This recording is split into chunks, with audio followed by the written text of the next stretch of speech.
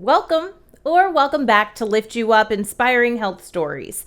I'm your host, Tamika Bickham. I'm the founder and chief storyteller of TB Media Group, but for the purpose of this podcast, I am your health and happiness matchmaker. Now, before I introduce you to today's guest, you know what I'm going to ask you to do. Go ahead and subscribe on YouTube, turn on those notifications, and connect with me on LinkedIn because I'd love to stay connected with you. Now, today you are going to meet Chris Rackliffe, and he's a fellow Cane. You know I love my Canes on this show.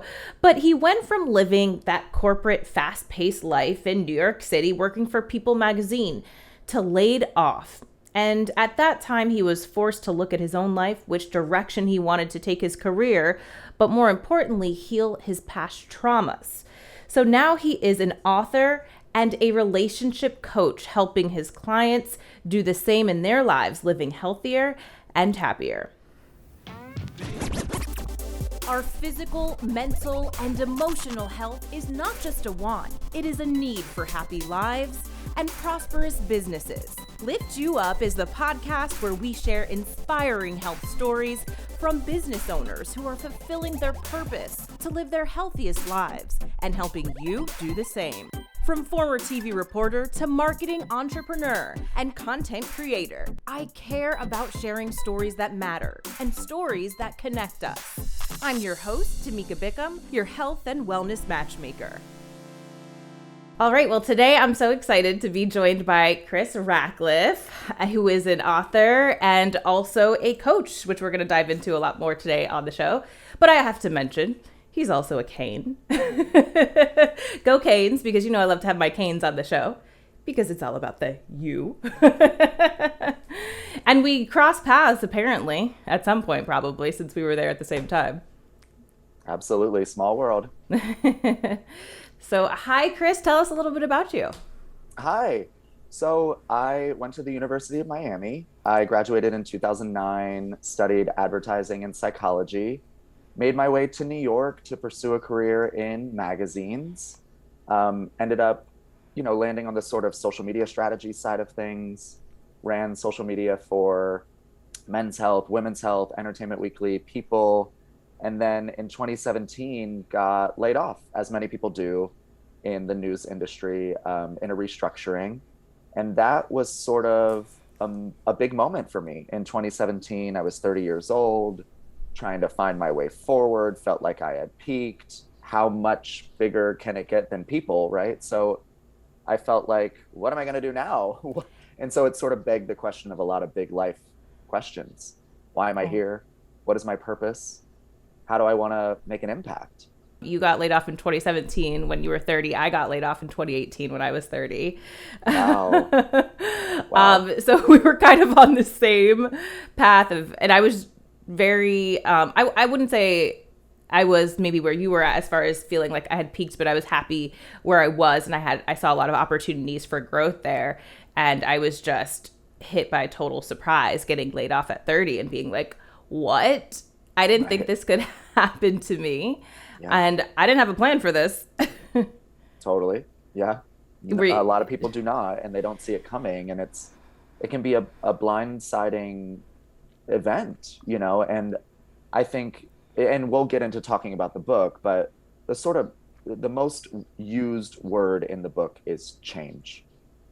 And ultimately, it's sort of a thesis about how I believe our relationship with change and the things that shift in our lives, whether it's big or small, determines the relationship that we have with life as a general force and with our own happiness. Mm-hmm. So when something big like that happens, it can be a huge wake-up call, and it's an opportunity. But so often we disempower ourselves and we say, why me? Why did this have to happen? Trying to sort of make sense of what is a universal phenomenon. Change. It's really the universal law of life. Right. It's the only constant. The only constant is change, right? No, Absolutely. That's absolutely true. So I want to understand. So you were working in magazines, mainly social media strategy, and your degree at UM was in advertising. So when you were in the business, how did you feel? You mentioned, being at People and that you had peaked. Like, at that point in your career, were you loving it? I was loving it, but my relationship with my job was so unhealthy. I was working from the second I woke up to the second I went to bed for basically 4 years. I had a team of, at one point, 10 people that reported to me. Wow.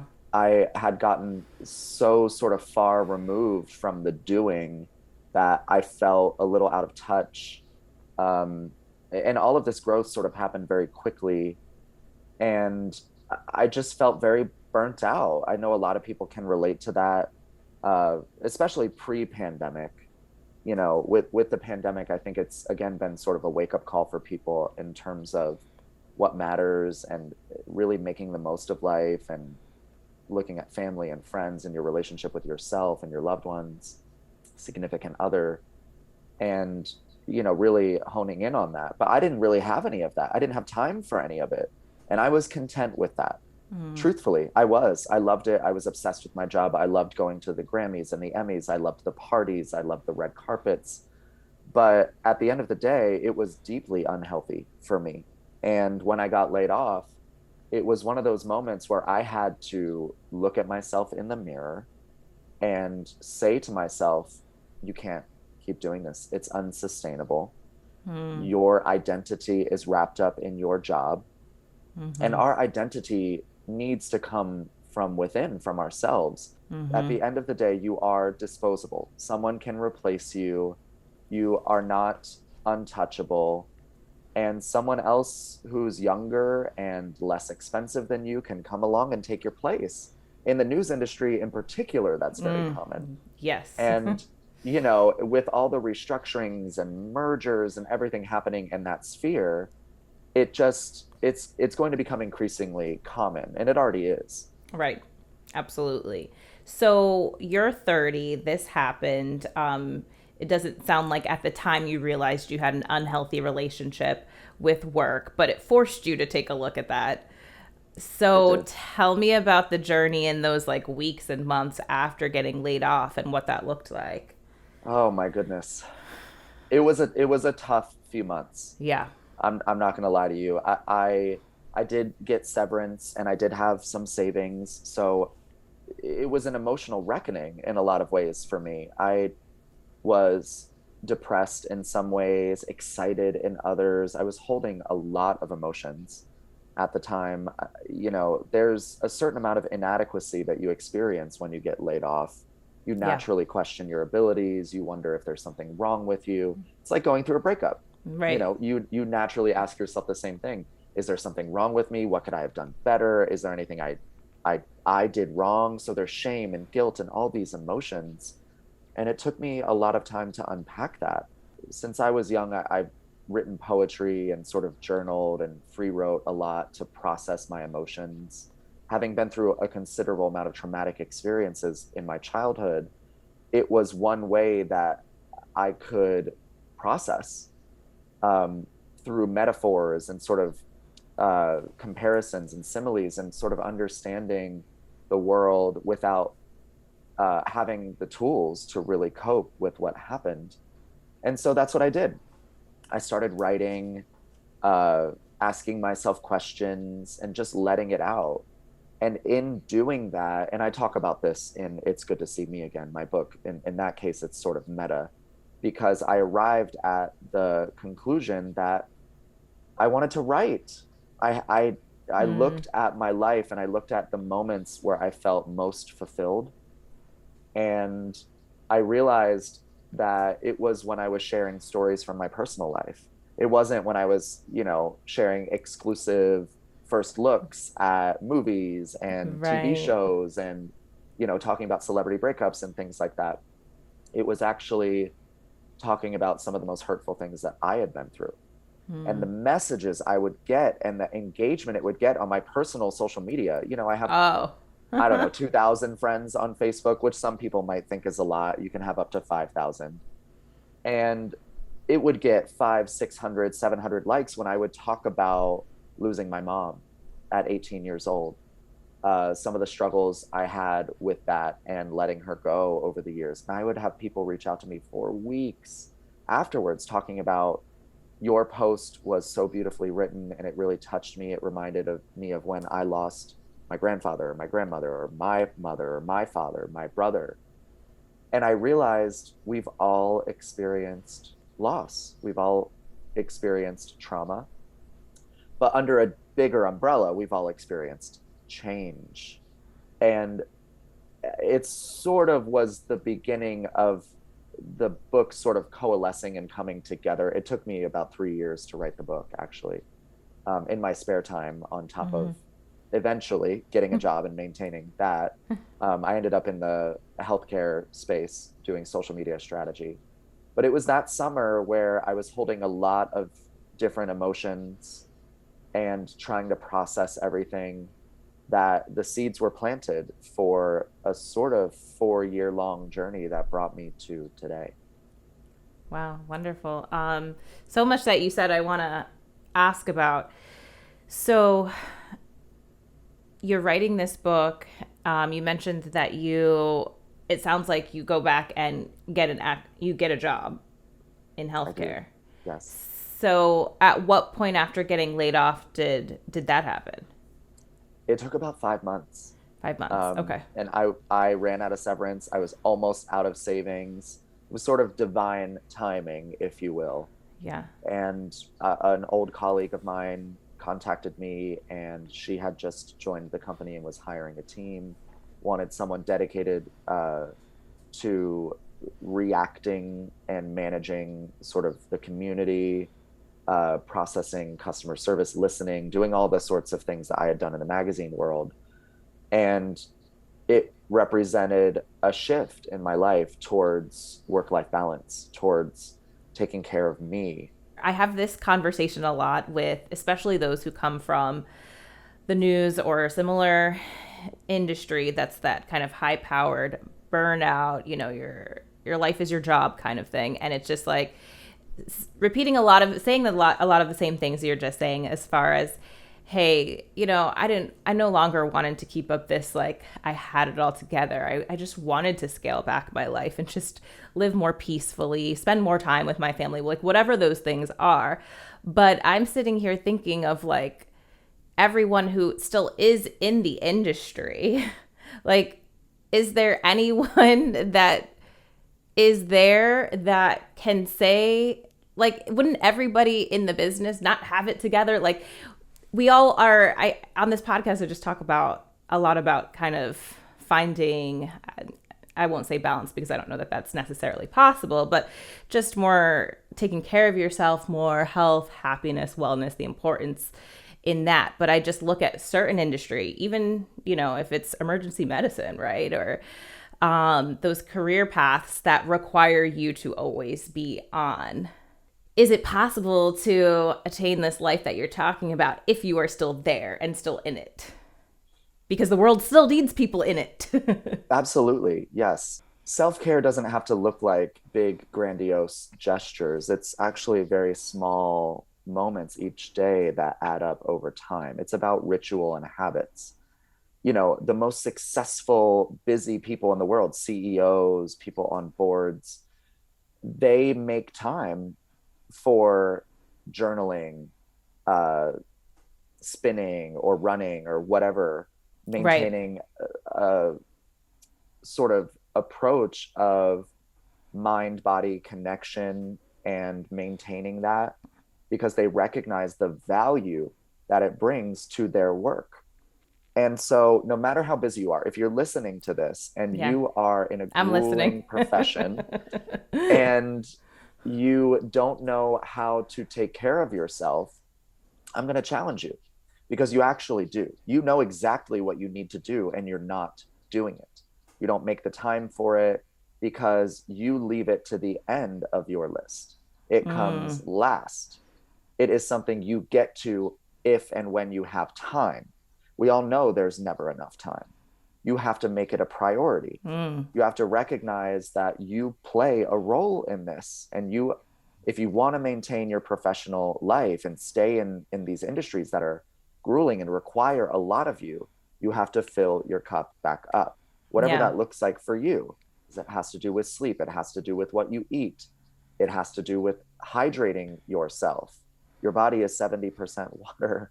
If you're not drinking enough water, these are small things that add up. And these are actually things I have my clients do now as a coach for people with an anxious attachment style, because they often put other people on the pedestal. Their focus is their relationship. Whereas what we're talking about here is the focus being your job, but the intent is the same. Right. The dynamic is the same. Right. So you must prioritize that aspect of your life and make it a daily ritual. The first thing that comes to mind is just like, it sounds like you are naturally a storyteller. And through this journey, you, right? Because you're sharing and just being so open as well. I think part of storytelling, and I talk about this a lot, is just the willingness to be open and vulnerable, so that you can build those connections. You could tell stories about a lot of different things, but when you open yourself up and are able to be vulnerable and share your own stories is really what opens the door for others to do the same and connect with you. So it sounds like that's where it started, with you sharing some of those personal stories on Facebook. And that's why you got such the response that you did. I think you're right. Ultimately, I didn't know it at the time when I was doing those things. I felt the need to share because it's just been such a deep need for me to feel connected. And especially going through those big shifts in my life where, you know, my parents divorced when I was 2, and trigger warning for people if you've experienced sexual abuse. I'm about to talk about this, so pause or fast forward if that's you. I was sexually abused by my own sister at 5 years old. I write about this in the book. Part of the book is forgiving and coming to a place of processing all the emotions of all of these events. My dad moved me closer to my mom. She had remarried. We were living in Maryland, and I was seeing her 2 to 3 times a month up until about the age of 8. And then she moved away to Florida, 1,000 miles away. It became a plane ride instead of, you know, sharing custody. And so I was devastated. It was an abandonment wound. I didn't know this at the time, but I was stuck in this cycle for 10 years from the age of 8 to 18 of going to visit her on spring breaks and every other Christmas and every other Thanksgiving. And obviously during summers, in between, you know, school years, but it was deeply hurtful. And I would be distraught when I would come back to Baltimore after visiting her. And she unfortunately passed away when I was 18. She was an alcoholic, and her addiction consumed her. Throughout my 20s, I ended up in long distance relationships with guys that mirrored that relationship I had with her. I didn't know any of this was connected at the time, but around the time I turned 25 was really when I realized the rubber isn't meeting the pavement here. There's something wrong, and I need to own up to the fact that I'm the common denominator in all of my experiences. And that's when I started seeking therapy and self-reflecting even more. I write about this in the book in a chapter called The Validation Detox. I've been dating and going out, living in New York, living this fast-paced life. I had no time to myself. Self-care, who is she? I didn't know her. And I needed to pare my life back. So I started carving out 2 nights a week minimum for myself. No matter what, I would have those 2 nights. They're weeknights in addition to weekends. I started meditating. I started journaling more, going to the gym. Financial goals, I had them for the first time. And so, you know, ultimately, I had to look at myself and say, what's going on here? And why is it happening? And where is it coming from? But having been through all the experiences that I did, I also came out of the closet at 14 years old. There were just a lot of things that happened along the way that felt like out of my control. They weren't necessarily about me, but that didn't necessarily make it any easier. I felt powerless. I felt like I had no choice. And there was a lot of processing that had to come with that. And so for folks who are listening to this episode and saying, well, yeah, I've been through this breakup and have had a long journey and lost someone. And these things resonate with other people, and you shouldn't hide them away.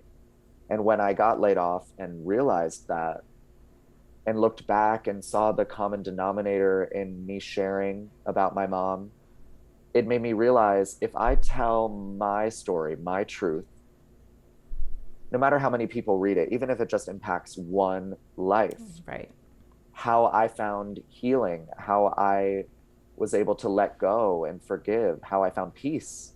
These things are not necessarily things that we're taught, especially if you grow up in an environment where, you know, things are a bit chaotic, or your parents don't have a super functional relationship. Maybe it's not really healthy. You need to seek tools and learn skills. And there's nothing wrong with doing that with a therapist or a coach, or on your own, or reading self-help books, or taking courses or workshops. And I think we're seeing now in our culture a very swift shift towards taking care of ourselves, because we realize that giving everything to a job, giving everything to a relationship, giving everything to a friend, you can't give it all. You can't, because you lose yourself. And that's why the title of the book is It's Good to See Me Again. Self-rediscovery is about uncovering the you that you have projected onto other people, the power that you've given up to choose, to accept, to heal, to process, to realize that you play a role in all of this. Accountability. Absolutely. Right. And it starts with realizing that there's no shame in what you experience in that breakup, or that divorce, or that loss, or that diagnosis. There are others out there who can relate to that, and many more people than you would realize. No, absolutely. It starts with your truth. And I know we've been talking a lot about the book. So just to kind of reiterate, It's Good to See Me Again is your book. You are also a relationship coach. So I'm curious as to how it sounds like you going through your own healing process transformed into you helping others and coaching others. Great question. In writing the book, I did it because I felt compelled to do it. And in getting laid off and sort of figuring out my greater life journey, my ultimate passion, what would make me feel fulfilled, I realized I want to help people. I want to take all of this stuff that has happened to me and use it for good. I don't want to just post selfies on Instagram and use social media as a tool for vanity.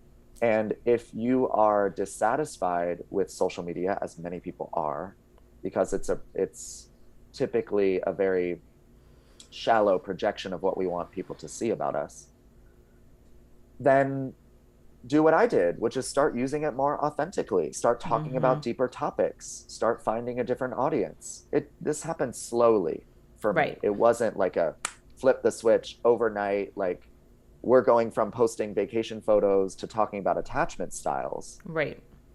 But it was a slow burn over time where I realized, what is the value I bring to the table? What are the experiences that I've been through that I feel like can have an impact, where I can speak authentically, where people can learn from me and what I've learned. And so over time, you know, as I started diving deeper into attachment theory, I learned a lot about myself, and that was deeply healing for me, knowing that those patterns in my dating life that mirrored what I had experienced with my mom and in my family dynamic was critical to realizing that I'm not needy, I'm not clingy. Just because I need reassurance or have anxiety in relationships, it doesn't make me a bad person. Right. And for many people, they don't know about attachment theory or attachment styles. And if you feel like you need a lot of space and a lot of autonomy in a relationship, and you get overwhelmed by emotional intimacy and you back away and you don't know how to communicate with your partner that you need that space, you may have an avoidant attachment style. There's no shame in this. But if you get anxious and need that reassurance and that closeness, if you feel like your partner's going to leave you all the time or cheat on you, you may have an anxious attachment style.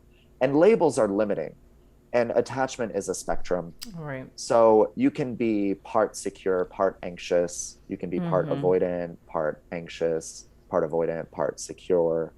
But it's not about that. It's about understanding and self-awareness. Right. That's where healing begins. And as I looked more clearly at my own life and my own behavior over the course of the last 10 to 15 years since my mom's death, it became clear that there were direct correlations between what happened and why I was behaving the way that I was, between the wound and the attempt to heal that wound in romantic relationships.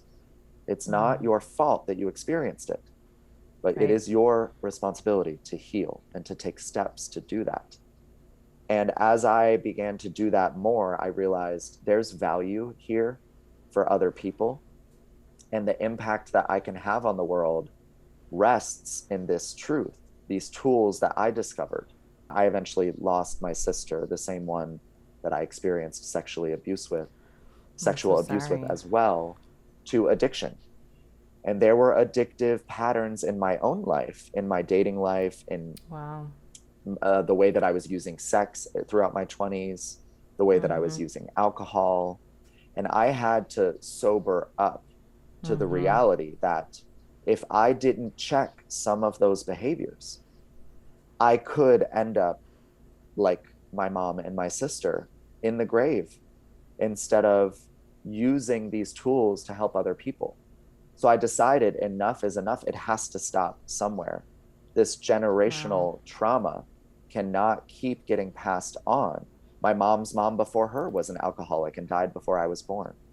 The current working definition of trauma is anything that overwhelms your ability to cope. And so finding tools and healthy ways of coping instead of numbing with substances and through sex, avoiding or repressing emotions through binge watching TV or constantly hanging out with other people, which can be a coping mechanism to not have to deal with your own emotions. Right. Learning about these patterns of how you behave and how you deal with difficult emotions and process them can help you to realize that you do need space and time to yourself. Time alone does not heal all wounds. Please don't believe that misconception. If that were true, you would have already healed from every hurtful thing you've been through. So many of us carry around the baggage and weight of the past with us. You have to actively shed it and actively let it go. And these are things that I talk about in the book. It's Good to See Me Again. How did I forgive my sister for touching me inappropriately when I was 5 years old and she was 14? Wow. That was deeply hurtful. And I repressed that memory until she passed away. And then those emotions came flooding back and I had to deal with them. I was angry. And I talk about how I was able to forgive. So many people don't know how to get there and what forgiveness really means. It's not forgetting. It's not condoning the behavior of the other person. In fact, it's the opposite. It's saying there is no need for blame. There is no need for attaching yourself and your identity to this one event that happened to you. You can let go. You have the ability to learn what you can, to change your frame of reference to these events. How did that, so you're writing the book over these, 3 to 4 years. And then how did that start to form into your coaching business? Yeah, it came out in July 2020. Around the midpoint, like mid-year in 2019 is when I started coaching clients. At first, it was sort of just a session by session type approach with some folks as I was trying to dip my toes in the water and figure out what coaching really was all about. But it wasn't really until late 2020, early 2021, this year, where my coaching business really took off because I built a program to address helping people with an anxious attachment style grow more secure in themselves and learn key skills like how to build self-worth, how to effectively communicate without pushing your partner away. And so sort of providing them with this sphere of support beyond just putting out fires session by session really started to help people get a lot more value out of their work with me.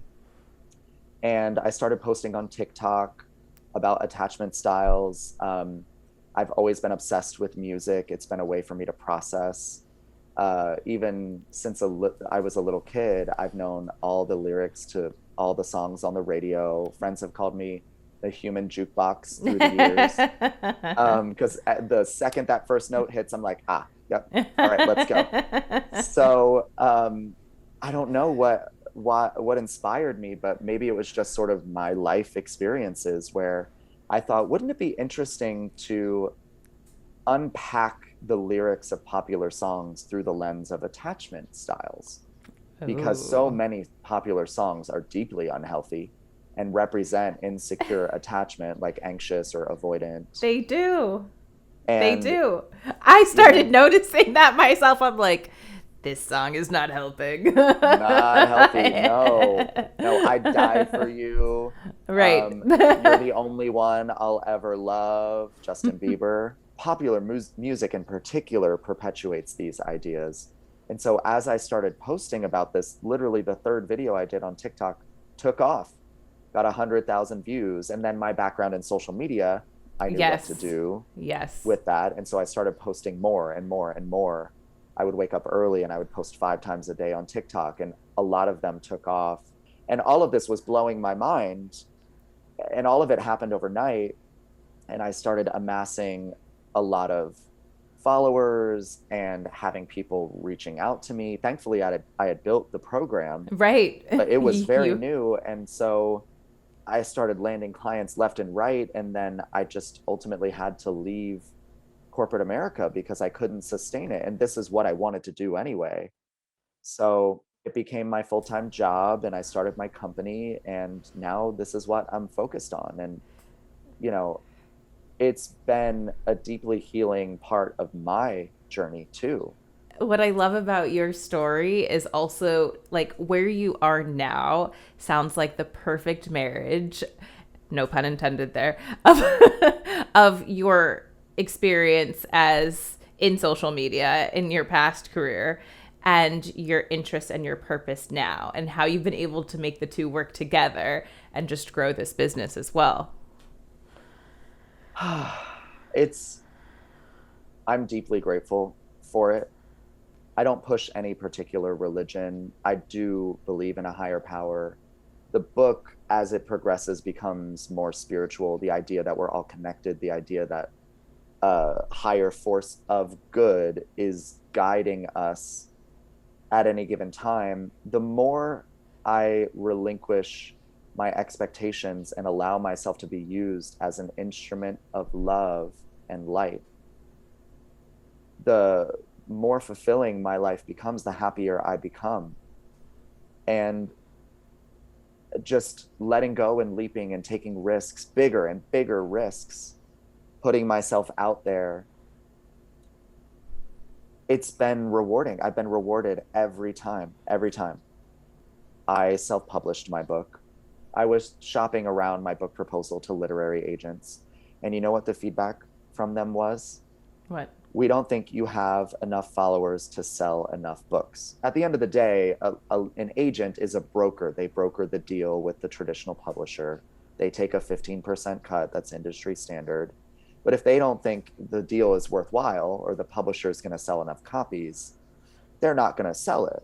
Right. So at the end of the day, that was pretty defeating for me, but I didn't give up. I always believed in myself. I believed if I spoke my truth, if I really was deeply vulnerable and talked about some very hurtful things, and more specifically, how I got to a better place, that it would find an audience, that friends would tell friends, that because that's how the world works. And the world is much smaller than we realize.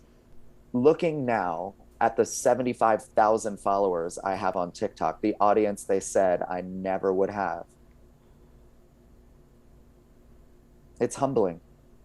I laugh at those agents. Look at what they missed out on. Right. Look at that. And now my book is doing better than ever, over a year after it's come out. I had moments of doubt. I had moments of fear, but I pushed through them and I did it anyway. I believed that the power of my truth, the power of vulnerability would find people who needed the message. You don't have to be a best-selling author to make an impact on the world. Okay, you don't have to be a #1 blogger or have a top 10 website in the United States or something like that to have an impact on the world. People need to hear that if you have a gift, you must share it with the world. And there will be people who doubt you, but there will be many people who doubt you and maybe even criticize you. Do not let yourself be one of them. Please believe in your talents and your gifts. Hone them. Start imperfectly and messily. It doesn't have to be super buttoned up. It doesn't have to be some sort of perfect offering. Life is inherently messy. You're messy. Be messy. Offer that up.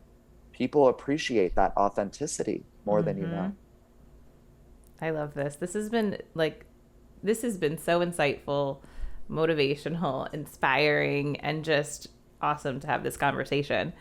Can you share with everyone where to find the book, where to connect with you, the TikToks, all the things, so we can make sure we follow you? Of course, yes. So my name is Chris Rackliffe, and I talk about this on the first page of my book. My nickname, ever since I can remember, has been Rackliffe, because C, Rackliffe, looks like Rackliffe with 2 F's. So people can find me at Rackliffe with 2 F's. All over social media, on Instagram and TikTok are where I'm most active. You can also find me at crackliffe.com with 2 F's. I have a ton of free blogs and resources for people there that can help. It's a good place to start. You have nothing to lose, right? Absolutely. Now, my book is on Amazon. Now there's a paperback version, an ebook version, if you don't want to wait for the 2-day shipping. But it's only available on Amazon because I did self-publish through Amazon. So you'll have to find it there. It's called It's Good to See Me Again, How to Find Your Way When You Feel Lost. So that's how people can find me. And, I just want to end by saying that, 1, you're not alone. There are other people out there who want to hear from you and want to know that you're hurting. 2, you don't have to process or heal alone. Healing can and should be done through safe relationships. If you don't have any, start with a therapist or a coach. We are more than happy to listen, and we will never, ever, ever judge or criticize you. We're here to help, okay? And 3, you must take intentional action to let go of the things that are holding you back. It does not come naturally. We do not learn these things in school. And oftentimes it is not modeled through the relationships we had growing up. Seek out the tools and the knowledge that you need to let go and move forward. So many wonderful tips, actionable tips. So I really appreciate that, Chris. This has been honestly one of my favorite conversations. So thank you. Thank you so much. Thank you for having me. I'm grateful. Truly, this conversation with Chris has been one of my favorites. I learned so much from him. And honestly, the way he just delivers his message is inspiring and motivational. Never stop believing in you. I'll never forget that he said others will doubt you, but don't be one of them. So make sure you go below in the show notes and connect with Chris. you certainly want to do so. I can't wait to follow his TikToks, and make sure, if you aren't already, you connect with me as well. All of my information is down below as well. I'm all the places. YouTube, that's where you want to hit subscribe. I'm on Instagram, Facebook, LinkedIn, where I'd love for you to connect with me, as well as Twitter. So make sure you stay connected, because we come back each and every week with new episodes, and I wouldn't want you to miss out.